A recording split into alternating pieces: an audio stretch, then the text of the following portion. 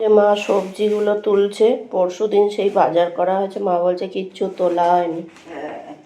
নমস্কার, Bandita and mother's ব্লগে সকলকে স্বাগত জানাই। এই যে মা সবজি তুলছে সকালবেলা ঘুম থেকে উঠেই। কালকে আমি তুলবো আর সময়ই পাইনি, সব করতে গিয়ে আর বিকেলবেলাটা তুললেও তো আর ইচ্ছে করেনি, বিকেল অত পরিশ্রম করে আর মানুষের ইচ্ছে করে তখন আর ইচ্ছে করেনি। তারপরে আমার এই হাতের ডানা দুটো এত ব্যথা হয়েছে, রান্না করেছি সেগুলি সবই তো করেছিস, এত ব্যথা হয়েছে আর হয়নি। বড় একটা প্লাস্টিক লাগবে তোমার, ওই পেঁয়াজ কলিটা তুলবে। এখানে এটা কি ছোট ছোট ছোট ছোট না? শাকটা ঢেলে রাখলে হবে। হ্যাঁ, শাকটা ঢেলে রেখে আমি এনে দিচ্ছি।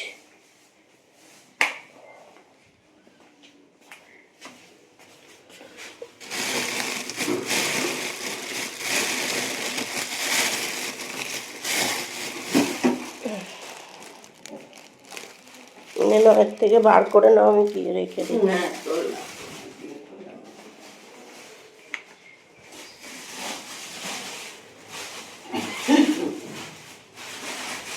আজকে একটা চা খাওয়ার আগে ওষুধ খেয়ে নেবে, প্যারাসিটামল একটা খেয়ে নেবে। না না,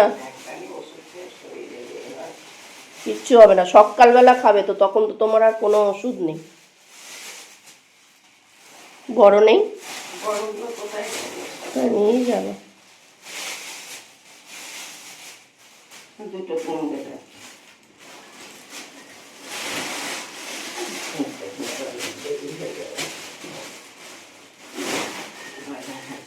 পুচকেগুলো কি কাঁদছে বাবা, পুচকেগুলো কি কাঁদছে। মাটা খাওয়ায় না মনে হয়, ওই জন্যই এত কাঁদে।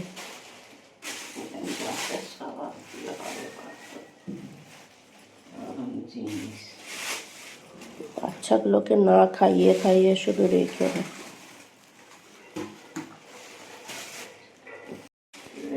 শাক আলু গপুকে দেবে একটু।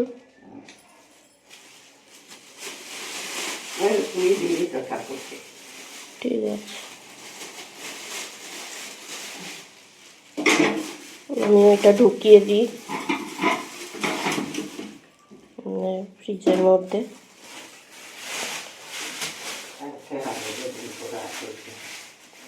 কালকে হবে,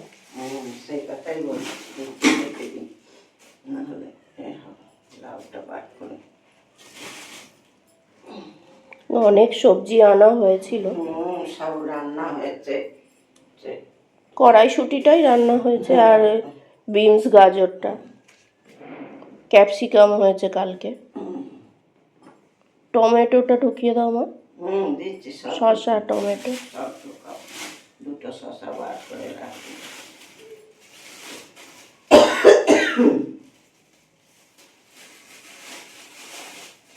এই চোখ চাইলেই কাজ শুরু।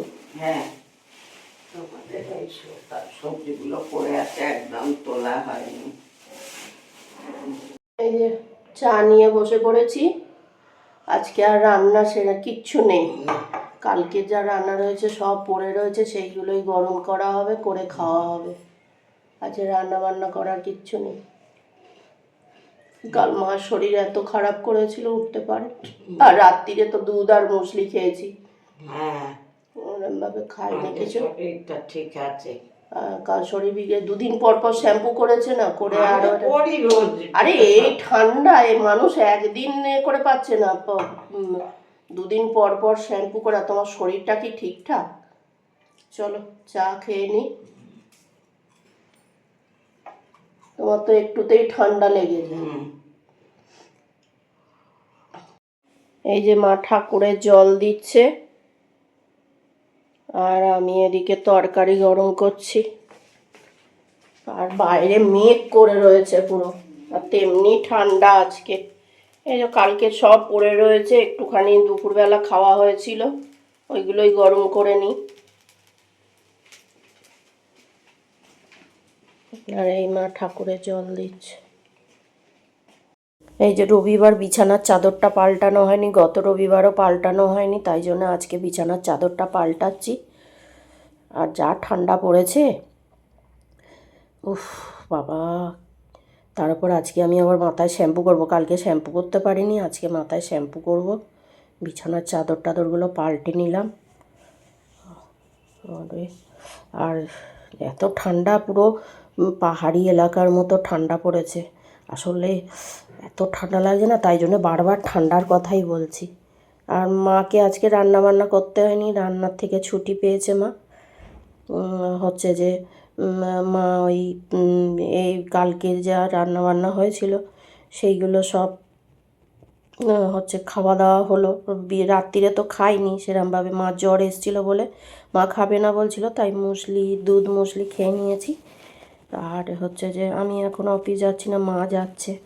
আর মা বলছে অফিসের গাছগুলোয় কি বড় বড় ফুল ফুটেছে মানা, বলে একটা ডালগুলো সরু সরু, অন্যবারে ডালগুলো মোটা মোটা হয়, ডালগুলো সরু সরু হয়েছে। আর বলছে একটা হেলেই গেছে ফুলের ভারে, এত সুন্দর হয়েছে নাকি। আর খুব যত্ন করি তো আমি অফিসের গাছগুলো, আর ওই জন্যেই অত সুন্দর ফুল ফুটেছে। এই যে মা সন্ধে দিচ্ছে, আজকে আবার পড়ে গেছে, হাঁটুতে লেগেছে। 750 টাকা তোর ওই ব্যাগে।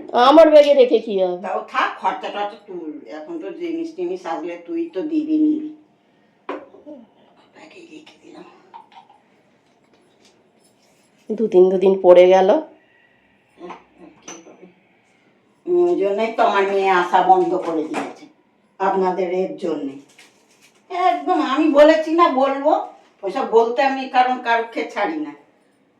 আমি খাটতে এসছি, তোমারও পয়সার দরকার, আমারও। এই যে পুজো সন্ধে দিচ্ছে মা।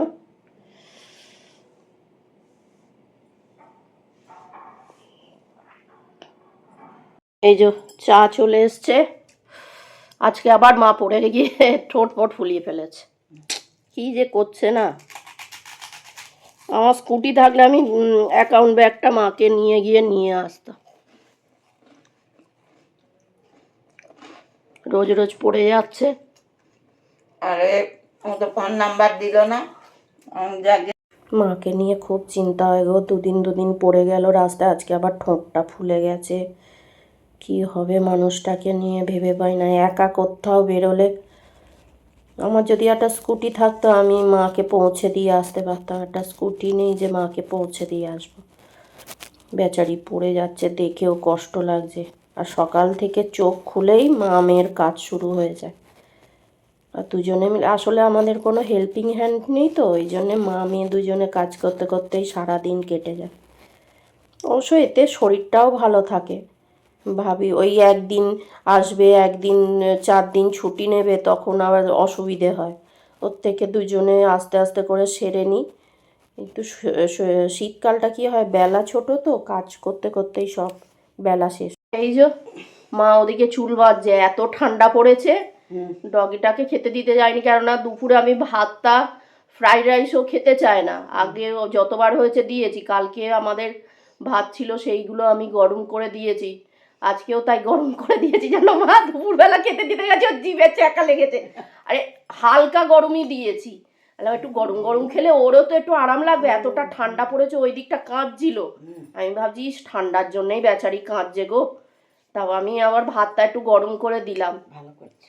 মা পড়ে গিয়ে মার ঠোঁট ফুলে গেছে, হাতটায় ব্যথা, পাটায় ব্যথা হয়েছে, স্প্রে করে দিলাম একটু। শাস্তি হয়েছে আমার মায়ের যেন। ভিডিওটা তাহলে এখানেই শেষ করছি। তোমরা সবাই সুস্থ থেকো, ভালো থেকো, সাবধানে থেকো। আর ভিডিওটা যদি ভালো লেগে থাকে তাহলে লাইক করো, কমেন্ট করো, সাবস্ক্রাইব করো। দেখা হচ্ছে নতুন একটি ব্লগে।